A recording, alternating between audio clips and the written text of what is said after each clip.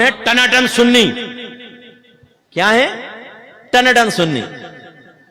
میں ہمیشہ بڑی عاجزی سے ہاتھ جوڑ کر عرض کرتا ہوں، برا نہیں مانیے گا، میں کوئی اپنی علمیت نہیں جھاڑ رہا، خدا کی قسم نہیں، شعور کی بیداری مقصود ہے.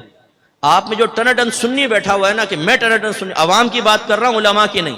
اجتماع ختم ہو جائے میرے پاس آئیے گا، میں ضروریات اہل سنت میں سے 3 کویسچن آپ سے کروں گا، اس کے جواب دے کے بتائیے گا. آپ میں سے بہت سو کو تو یہ نہیں پتا ہوگا کہ ضروریات اہل سنت کہتے کس کو ہیں، وہ کون کون سی چیزیں، اور ضروریات اہل سنت کا مطلب کیا ہے. اور بنے ہوئے ٹناٹن سنی ہے جی، ہم ٹناٹن سنی. بھائی سنی اہل سنت سے بنا ہے. اہل سنت اسے کہتے ہیں جو اہل سنت کے عقائد کا حامل ہو. اسی لیے مکتب فکر بنے نا. بھئی شیعہ کون ہے؟ جو اہل تشیع کے عقائد رکھتا ہے. دیوبندی کون ہے؟ جو اہل دیوبند کے عقائد رکھتا ہے. وہابی کون ہے؟ جو وہابیہ کے عقائد رکھتا ہے. تو سنی کون ہے؟ جو سنیوں کے عقائد رکھتا ہے. عقائد کا تعلق کہاں سے ہے؟ یہاں سے، خارج سے نہیں. وہ تو عمل ہے، وہ معمولات اہل سنت. عقائد کا تعلق یہاں سے. اور اب جب ہم امتحان لیتے ہیں اپنے سنی کا کہ جو یہاں ہے اس کو بیان کرو، تو کہتے ہیں صاحب یہ تو خالی ہے. نیاز کر رہے ہیں، کیوں کرتے ہیں؟ تھوڑا سا کھانا سامنے کیوں رکھتے ہو بھائی جان؟ سارا کیوں نہیں رکھ لیتے؟ قاری صاحب اس پہ مختلف قرآن کی آیات لے کر ایک مخصوص حصہ پڑھتے ہیں، اور اس کو ایسا ہم نے سمجھایا کہ اگر مجھ جیسا آدمی کوئی الحمد شریف اور 3 بار سورہ اخلاص پڑھے تو یوں دیکھتے ہیں کہ فاتحہ نامکمل کر دی انہوں نے. وہ پڑھنا چاہیے تھا جو مروجہ ہے. اچھا چادر کیوں چڑھاتے ہیں؟ اپنے آپ سے سوال کر لیجیے گا جا کر، یہ مزار پہ چادر کیوں چڑھاتے ہیں اور اتنی ساری کیوں چڑھاتے ہیں؟ اور منت کیوں مانتے ہیں آپ چادر کی؟ کریں اپنے آپ سے سوال ذرا. ہم سے تو بچہ پوچھ رہے نا ابا جان تھوڑا سا کھانا سامنے کیوں رکھا ہے نیاز کو؟ تو ہم کہتے ہیں بیٹا برکت کے لیے. اب وہ پوچھے کہ ابا جان پھر باقی سارا کیوں نہیں رکھا؟ ہم کہتے ہیں کس کے ساتھ بیٹھنے لگا؟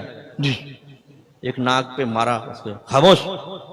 کیونکہ جہاں ہمارے ٹن پہ سے پردہ ہٹنے لگ جاتا ہے وہاں پہ جلال آتا ہے، وہاں غصہ آتا ہے. اپنے بچوں کو سیٹسفائیڈ نہیں کر سکتا ایک ٹناٹن سنی، وہ کسی کو کیا سنیت سکھائے گا؟ میں یہ عرض کرتا ہوں کہ ذرا خدارہ ہوش کے ناخن لیں. اسی لیے میں نے کہا نا میں کرتا ہوں آپ کو چیلنج، آئیے اجتماع کے بعد آپ مجھے شرمندہ کر دیں یا مجھے خوش کر دیں، مجھے خوشی ہوگی. یہ نہیں کہ اگر آپ نہیں بیان کر سکے پھر میں خوش ہوں گا. میں جلتا ہوں، مجھے افسوس ہوتا ہے کہ ہم اہل سنت سے سنی نہیں ہیں. اب میں نے اکثر دیکھا ہے ہم لفظ سن سے سنی بن گئے. سن پڑے ہوئے ہیں، پوچھیں تو کچھ بھی نہیں آتا. اپنی والدہ سے جا کر پوچھ لیجئے گا امی ہم نیاز کیوں کرتے ہیں، کنڈوں کے نیاز کیوں کرتے ہیں، مٹی کے کنڈوں میں کیوں بناتے ہیں، اس کے لیے وہ ٹکیاں کیوں بنائی جاتی ہیں، ایک کمرے میں کیوں کھاتے ہیں، بی بی فاطمہ کے نیاز مرد نہیں کھائے گا کیوں؟ پوچھئے ذرا اپنی والدہ سے، اپنے والد سے. وہ کہیں گے بیٹا ہمارے تو بڑے ایسے کرتے ہیں، ہم وہی کر رہے ہیں. ہمارا یہ ہے ہماری سنیت.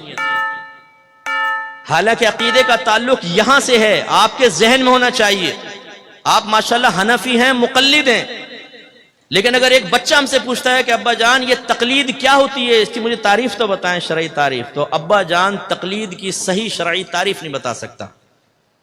اگر بچہ کہے جی ہم نے عالم سے سنا ہے کہ چاروں امام حق ہیں، امام اعظم، امام شافعی، امام مالک، امام احمد بن حنبل، لیکن ہم صرف امام اعظم کے پیچھے کیوں چلتے ہیں، ہم کیوں نہیں امام شافعی، امام مالک کے پیچھے چلتے ہیں، تو ابا جان کے پاس معقول جواب نہیں ہوگا. اب اسی طرح جمعے کی نماز کے بعد بچہ پوچھ لے ابا جان ہم کیوں ہاتھ باندھ کے کھڑے ہو کر اجتماعی طور پہ اردو میں صلاۃ و سلام پڑھتے ہیں، کیوں، کیا اس کی شرعی حیثیت ہے؟ تو ابا جان صرف یہاں سے ہاتھ نکال کے اس کان پکڑ کے یوں جھٹکا دے گا زور سے. خاموش. ارے بھائی بتاؤ، جواب دیں اس کو. آپ نہیں سمجھائیں گے تو کون سمجھائے گا؟ کیوں کرتے ہیں آپ ایسا؟ سمجھائیں. آپ جو آپ کر رہے ہیں میں یہ نہیں کہہ رہا ہوں کہ وہ غلط ہے، میں یہ کہہ رہا ہوں کیوں کر رہے ہیں یہ آپ کو معلوم ہونا چاہیے. جو نظریہ ہے آپ کا، عقیدہ ہے، اس کے بارے میں آپ کو معلومات ہونی چاہیے. کیا نبی کریم صلی اللہ علیہ وسلم کو عالم الغیب کہہ سکتے ہیں؟ عالم مانے جاننے والا، غیب مانے غیب، غیب کا جاننے والا. آپ کہیں گے عام آدمی کہے گا کہہ سکتے ہیں، لیکن یاد رکھیں کہ معانی سمجھتے ہوئے نبی کریم کو عالم الغیب کہا تو دار اسلام سے خارج ہو جائیں گے. کون سا معنی سمجھتے ہوئے؟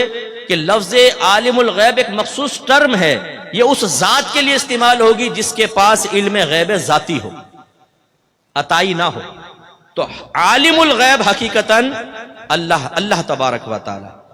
نبی کریم صلی اللہ علیہ وسلم کو علم غیب دیا گیا، لیکن لفظ عالم الغیب اس ذات کے لیے استعمال ہوتا ہے شرعی اصطلاح میں جس کے پاس علم غیب ذاتی ہے۔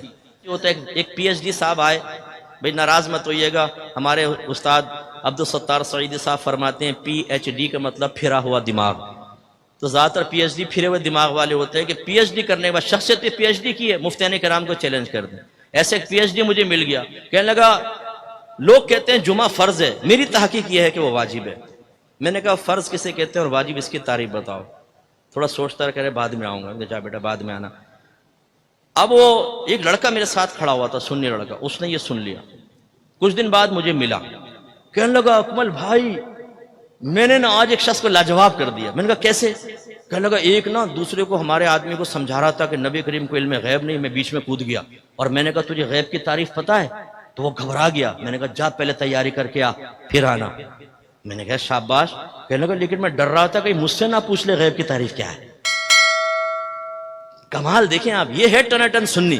عقیدہ بیان کروں گا، عقیدے کا دفاع کروں گا، تشریح خود نہیں آتی۔